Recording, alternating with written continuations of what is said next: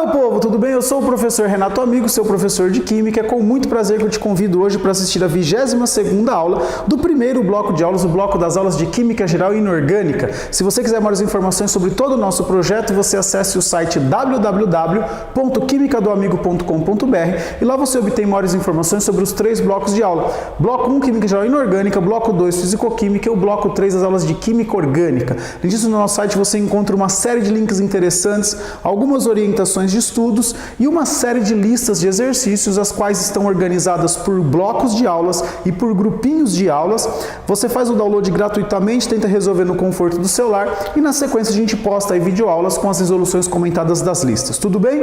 Seja muito bem-vindo, seja muito bem-vinda para a nossa primeira aula de propriedades periódicas. Na aula anterior, a 21ª, a gente trabalhou os conceitos gerais sobre a tabela periódica. A gente fez a distribuição eletrônica e colocou ela dentro da tabela periódica.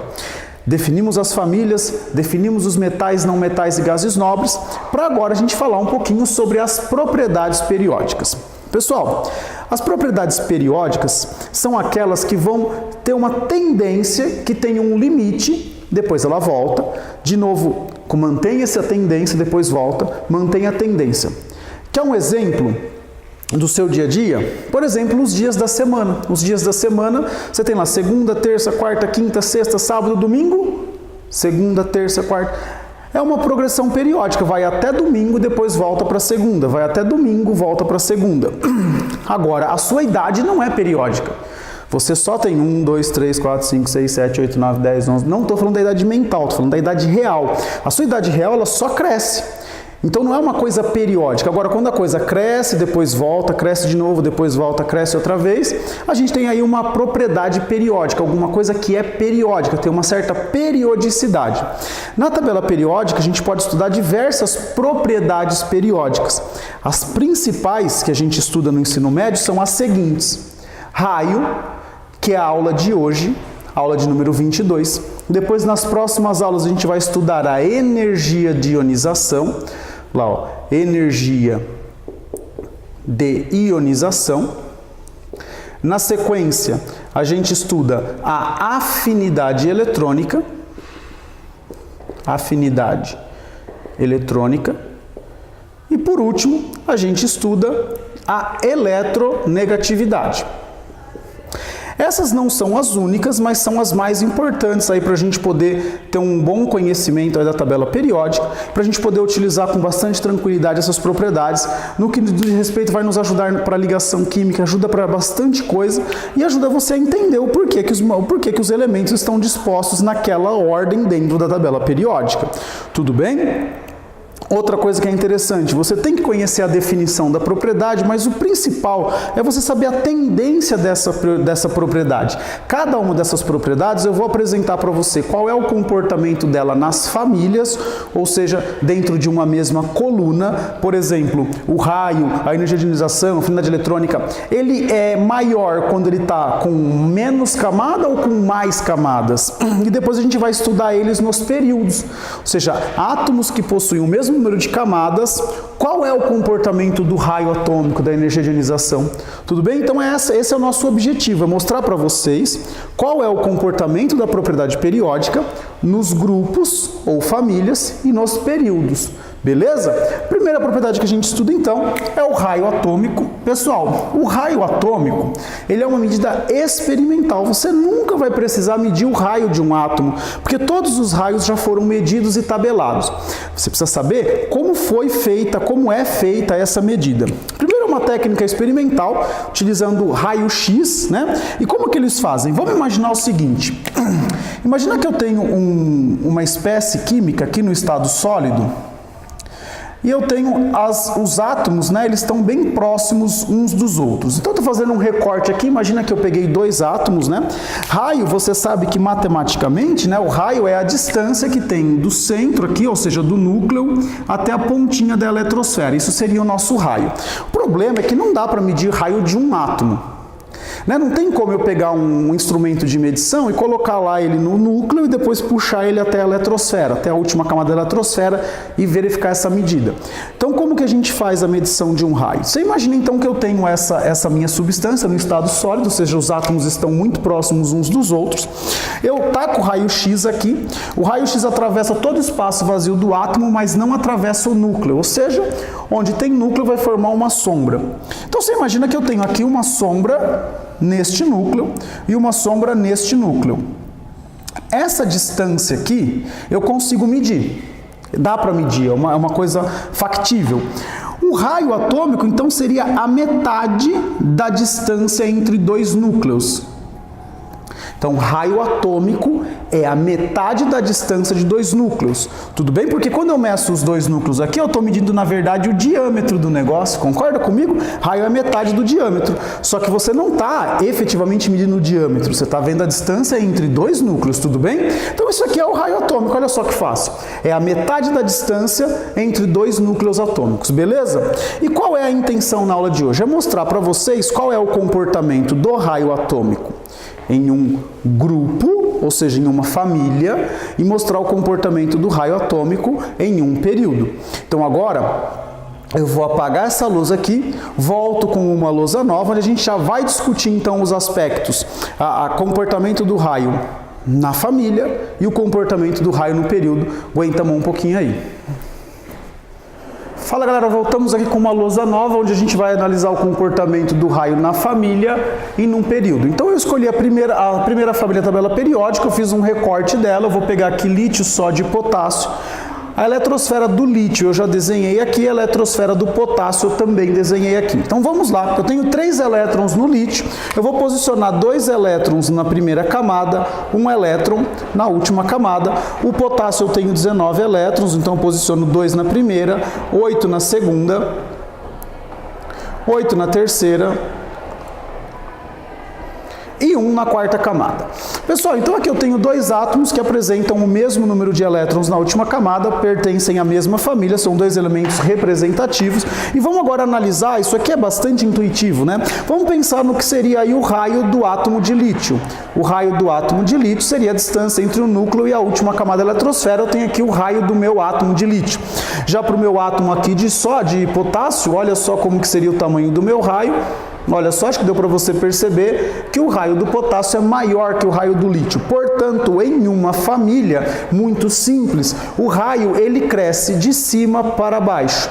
Ou seja, quanto mais para baixo ele tiver em uma mesma família, lembrando, em uma mesma família, quanto mais para baixo ele tiver, maior vai ser o raio dele. O problema é quando eu analiso no mesmo período.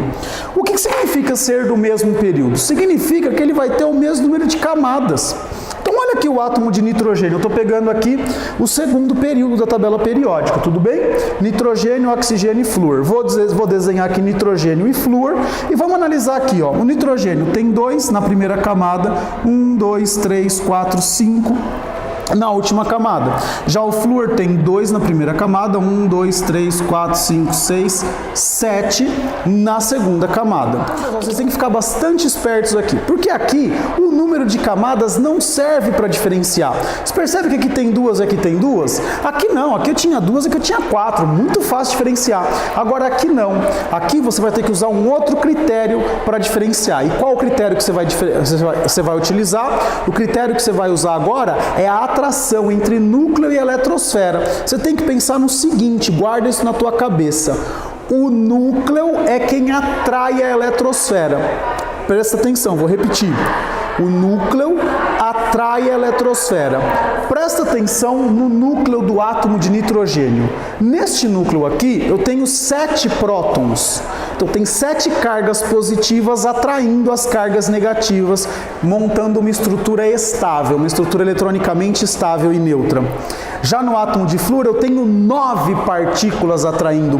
Então, eu tenho 9 prótons atraindo 9 elétrons. Ou seja, no átomo de flúor, a atração núcleo-eletrosfera é maior do que no átomo de nitrogênio. Como as camadas são iguais, o critério que você vai usar é o número atômico. Olha aqui, maior número atômico, maior atração. Se a atração é maior, o raio é menor. Imagina, você puxa uma pessoa para perto de você. Com quanto mais força você puxar, mais perto ela vai ficar. Concorda comigo? Quanto mais força o núcleo exerce sobre a eletrosfera, mais perto dela, mais perto do núcleo a eletrosfera vai ficar. Portanto, aqui, o que você tem que analisar? Quanto maior for o número atômico, menor será o raio. Veja bem, não estou falando de camadas diferentes. Camadas diferentes, maior número de camadas, maior raio, ponto final. Quando o número de camadas for igual, então você tem dois átomos na mesma linha, vamos traduzir em palavras mais simples, dois átomos na mesma linha, o maior número atômico tem o menor raio. Portanto, o raio cresce nos períodos da direita para a esquerda. Este é o comportamento. Quanto menor o número atômico, maior o raio. Pode escrever isso também, ó. Quanto menor for o número atômico, maior será o raio. Olha só que show de bola. Então, se você tiver dois átomos para comparar, ou um conjunto de átomos para comparar, a primeira coisa que você olha, quem está mais para baixo. Quem está mais para baixo é maior. Show de bola? Agora, se você pegar 2, 3 na mesma linha, você vai olhar quem está mais para a esquerda, porque vai ter o menor número atômico, beleza? Menor número atômico, maior raio. Maior número atômico, menor raio no mesmo período. Não esqueçam disso. Já falei 10 vezes, porque é importante. Beleza? Pessoal, agora na próxima e última lousa, a gente vai falar um pouquinho sobre os raios iônicos e as espécies isoeletrônicas. Aguenta um pouquinho aí. Fala galera, voltamos aqui agora com uma lousa nova, onde eu vou te apresentar uma comparação entre um átomo neutro e o seu cátion. Tudo bem? A gente vai verificar qual é o comportamento do raio nessa situação. A gente vai comparar um átomo neutro com o seu ânion e eu vou falar um pouquinho sobre os átomos que são isoeletrônicos. Tudo bem? Vamos lá então. Eu peguei aqui para exemplificar o átomo de sódio e o cátion sódio.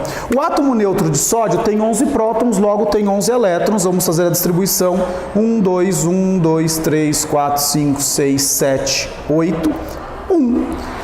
Presta atenção, o átomo neutro de sódio tem 11 prótons e 11 elétrons. O cátion sódio, ele é cátion porque ele perde um elétron.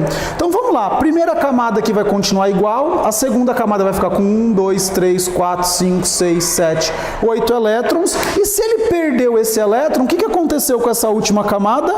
Ela não tem mais sentido físico de estar aqui.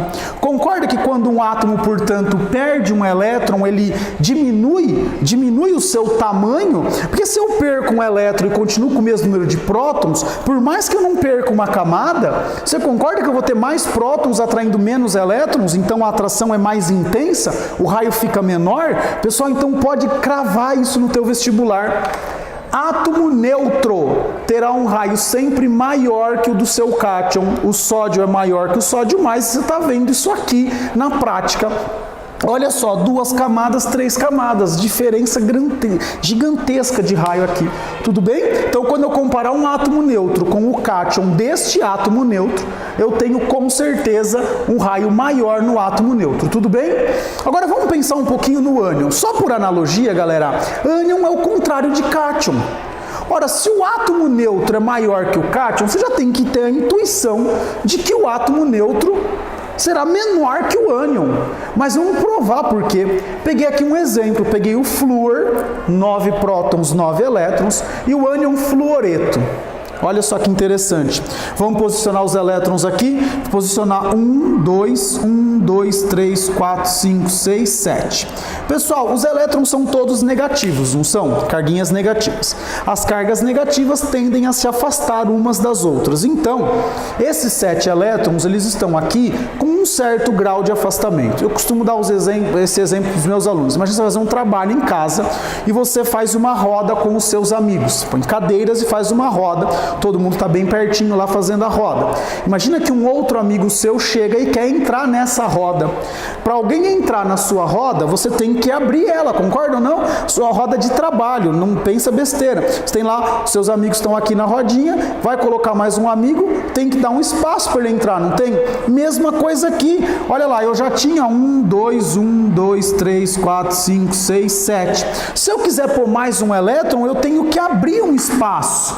Para este elétron entrar aqui, ele vai afastar os outros um pouco mais. Então, o que acontece com o raio? O raio fica ligeiramente maior. Então, o que você pode afirmar com toda certeza no teu vestibular, sem dúvida, que o raio do átomo neutro é menor que o do ânion, do flúor é menor que o do fluoreto, e o dessa espécie é menor do que essa. Por quê? Porque quando eu coloco o elétron, eu tenho que aumentar o espaço. E se você estiver pensando também na questão de atração, você tem o mesmo número de prótons tendo que atrair, dar conta de atrair mais elétrons. Ele não vai conseguir, porque tem mais coisa para ele atrair, então ele fica doidão, ele fica perdido. Tudo bem? Agora eu queria fazer a última comparação. Vamos contar quantos elétrons tem aqui no sódio? Olha lá, 1, 2, 3, 4, 5, 6, 7, 8, 9, 10. Vamos contar quantos elétrons tem aqui no fluoreto? 1, 2, 3, 4, 5, 6, 7, 8, 9, 10. Show de bola! O cátion sódio e o ânion fluoreto são espécies isoeletrônicas, ou seja, apresentam o mesmo número de elétrons. Então, posso dizer aqui, ó, que o sódio mais tem o mesmo número de elétrons que o fluoreto menos. Olha só que interessante, os dois têm 10 elétrons, são espécies isoeletrônicas. Pessoal, se eles são isoeletrônicos, há certeza que eles vão ter o mesmo número de camadas. Olha só, o sódio mais tem 2 camadas. O fluoreto tem 2 camadas. O que acontece quando os átomos têm o mesmo número de camadas? Eu não posso olhar para o número de camadas para diferenciar. Para que eu olhava mesmo na lousa anterior? Vamos ver se você lembra. Para o número atômico. Isso mesmo, tem que lembrar disso aí, gente. Tem que anotar, isso aí tem que ficar aqui na tua cabeça. Qual desses dois tem o maior número atômico? O átomo de sódio, portanto ele terá o menor raio. Eu coloquei aqui, maior número atômico, menor raio. Menor número atômico, maior raio. Então olha para esses dois aqui, quem tem o maior número atômico? O sódio, então ele vai ter o menor raio. O raio do fluoreto é maior do que o raio do sódio. Aí se você for pensar, putz, mas nossa, o raio do flúor é menor que o raio do sódio. Perfeito, tá certo. O raio do sódio é maior que o do flúor porque simplesmente o sódio tem 3 camadas e o flúor tem 2. Agora, o raio do cátion sódio é menor do que o raio do ânion fluoreto. Tudo bem? Pessoal, com isso então a gente finaliza aí mais uma aula, nossa primeira aula de propriedades periódicas. Na sequência a gente vai gravar a energia de ionização, afinidade eletrônica e a gente vai arrebentar com essas propriedades eletrônicas, essas propriedades periódicas para a gente poder entrar logo em ligações químicas, para a gente poder dar andamento aí no bloco 1, o bloco das aulas de química geral e inorgânica.